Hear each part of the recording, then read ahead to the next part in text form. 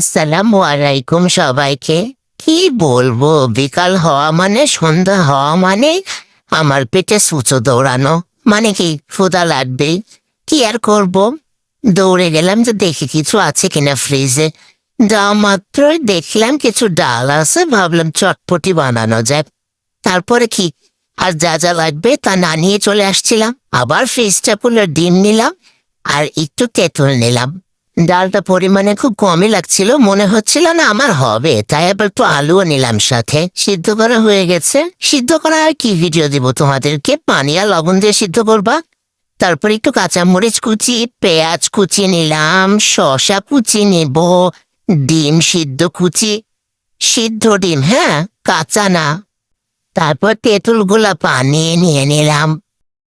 যদিও বা ওই তেঁতুলটুকুতে আমার হয়নি, পরে আবার নেওয়া লাগছে। আমি আবার একটু বেশি টক খাই তো। ও, তারপর আমার মার বানিয়ে রাখা একটু সিক্রেট মশলাটাও দিলাম। আর হ্যাঁ, শেষ বেলায় ফুচকাগুলোকে ভেঙে দিলাম। দেখে তো মনে হচ্ছে ভালোই হয়েছে। এবার একটু মিক্সড করে নেব খাওয়ার আগে। তোমরাও দেখে বলো কেমন হয়েছে। দেখেই বলো, খেতে তো আর পাবে না। বিকালে বানাতে বসেছি, সন্ধ্যা হয়ে গেল। প্রথমবার নিয়েই বুঝলাম সেই টেস্ট হয়েছে মামা। আমার গপগপিয়ে খাওয়া দেখে নিশ্চয়ই বুঝছেন সেই রকম টেস্ট হয়েছে, না হলে কি এবার গপগপিয়ে খায়।